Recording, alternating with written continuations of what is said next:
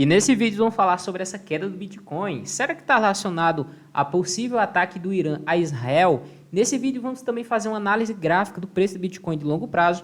Vou mostrar para você por que o Bitcoin ele vai continuar ganhando dominância em relação às altcoins. Com essa possibilidade de DeFi no Bitcoin, não vai ter mais espaço para altcoins, tá? E eu vou demonstrar isso mostrando a relação entre, por exemplo, aquela moedinha shitcoin Matic e a relação a Ethereum. Então, depois que se criou outras camadas da Ethereum, por exemplo, que você poderia transacionar, criar pools de liquidez, DeFi na rede Ethereum com token nativo próprio Ethereum, a Matic praticamente só caiu.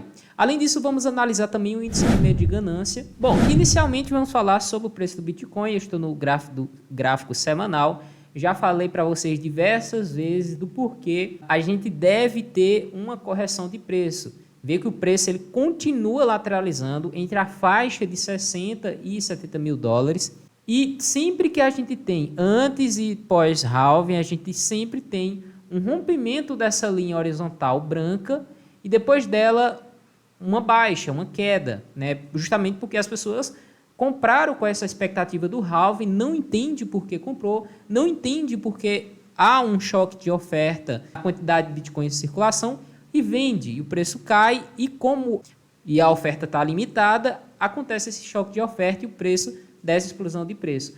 Não foi diferente em 2020, não foi diferente em 2016, o preço também rompeu uma linha horizontal branca e depois teve uma correção e o choque de oferta fez o preço subir de preço. Então, não espero nada tão diferente disso nesse momento, tá?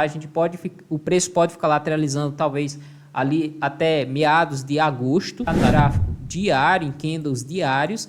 Veja que o que acontece aqui, o preço está consolidando nessa faixa, uma queda bem pequena, tá? De 4,5%, que ainda possa ter quedas maiores, tá? 4,5% não é absolutamente nada para o Bitcoin, tá? Uma queda relevante, talvez fosse uma queda de 20%, mas se você olhar as altcoins, elas todas estão sofrendo uns 20%, 30% de baixa. Por quê? Porque as altcoins elas não têm uma oferta limitada e controlada matematicamente. É óbvio que as pessoas, né, que criaram essa moeda vão vender, vão criar mais. Ah, continuou subindo. O cara pega, cria mais e vende. Com o Bitcoin não é possível fazer isso. Então, não troque seu Bitcoin por uma altcoin, né? O que é que você está fazendo? Você está pensando que alguém vai lhe dar dinheiro. Não vai. O prazo que agora eu vejo essa possibilidade mesmo de DeFi no Bitcoin vai matar todas as altcoins, tá? Então, beleza, feito isso, a análise está pronta. Cross, você pode dar uma olhada. Sempre que o preço, né, cruza para baixo dessa linha, desse indicador, né, aqui, ó, cruza para baixo, ele fica vermelho, a gente entra em bear market, tá vendo? Ó? Sempre é um momento de venda, compra, mas isso aqui foi um faucet, né? Então ficou todo esse período vermelhinho. Nessa alta, houve momentos também de venda. O que é que ele disse? Ó, compra aqui, venda aqui. Aí a gente teve um período de baixa pequeno, você comprou levemente na alta, ó, vendeu aqui, mas comprou aqui. Vendeu aqui, né? Ainda vendeu um pouquinho mais na alta, aí recomprou na baixa. Aqui, ó, e veja como esse indicador é muito bacana, né? Porque mesmo que você compre levemente na alta, ó, comprou no fechamento do candle, comprou aqui, você pega toda essa valorização. Vou ficar de fora no mercado, caso o preço do Bitcoin vá para baixo desse indicador. Então, eu esperaria um pouco, tá?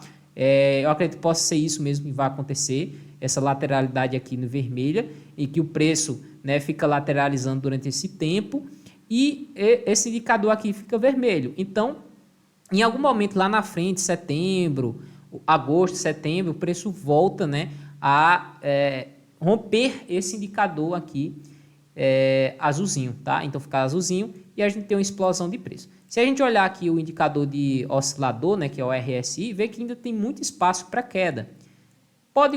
Pode ser uma coincidência em relação a gente ter, né, o preço buscar esse indicador azul?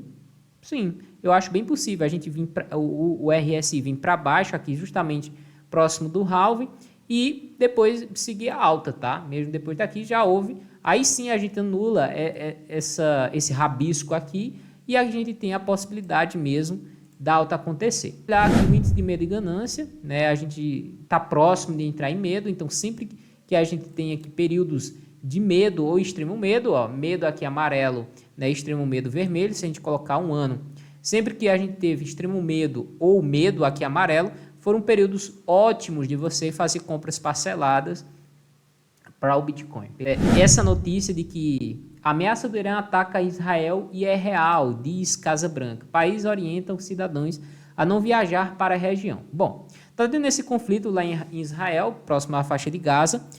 Normalmente, né, alguns países que se alinham contrariamente a Israel e pode haver conflitos. Bom, o que a gente pode tirar disso, tá? O Bitcoin se beneficia disso, porque esse é o momento de você realmente comprar Bitcoin. Por quê?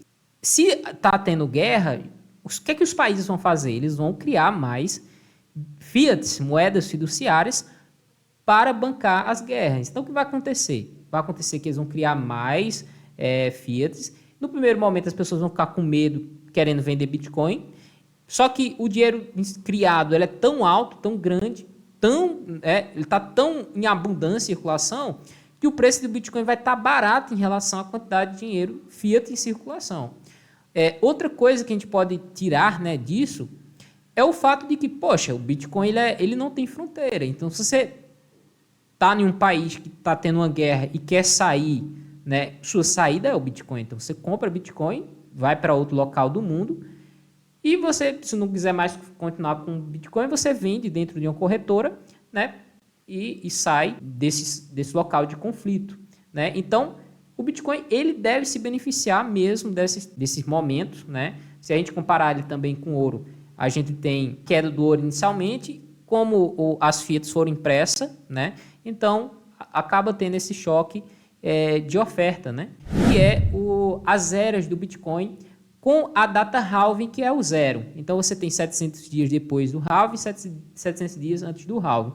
Você tem em laranja a era de 2017, em azul o ciclo de 2014, e verde o ciclo de 2020, e o ciclo que a gente está aqui em vermelho. Ó. Veja que a gente está muito longe de acabar nesse ciclo de choque de oferta. Então, a gente está se aproximando agora desse zero. Então, esse vermelhinho, ele pode, sem nenhum problema, né? E até porque a gente vê que essas altas, elas são minimizadas, elas diminuem a cada halving, né? A cada era que se passa, afinal de contas, né? A adoção está maior, né? Então, a gente pode sim ter um choque de oferta menor e esse ciclo ele se encerrar, né?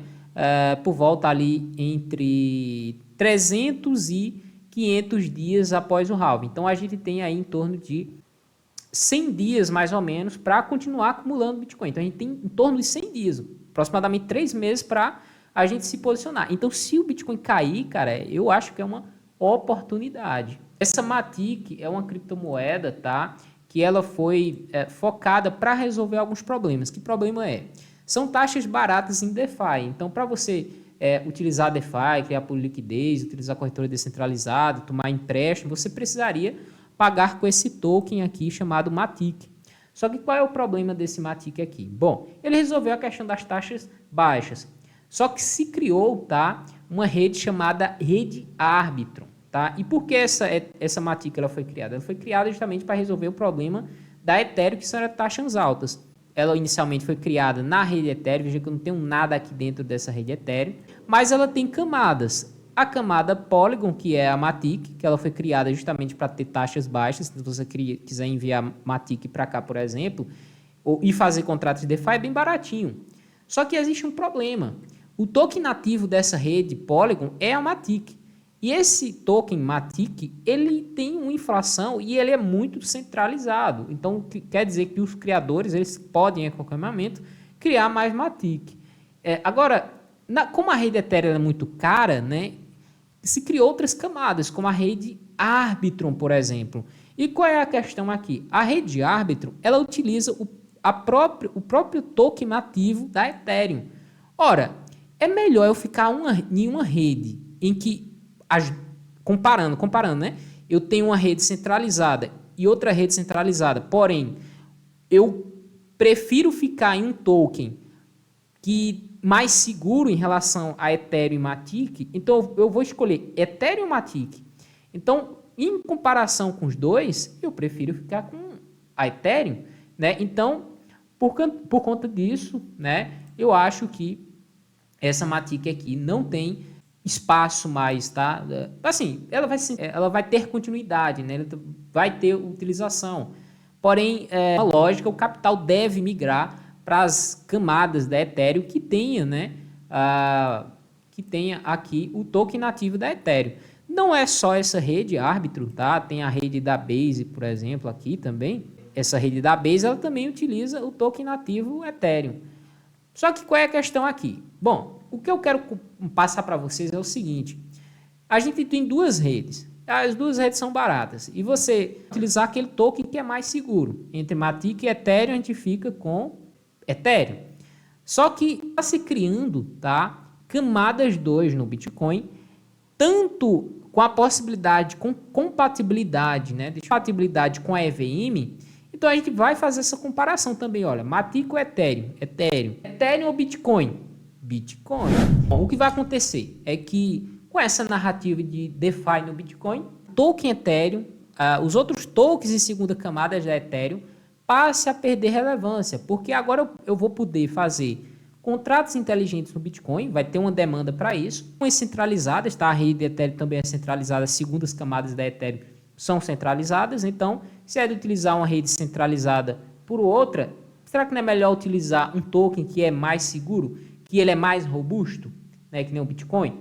E a qualquer momento você pode trocar um para o Bitcoin. Então, eu vejo mais futuro no Bitcoin nesse sentido do que as próprias altcoins, beleza? Então, se você gostou desse vídeo, deixa o seu like, se inscreva no canal, forte abraço, e você no próximo vídeo.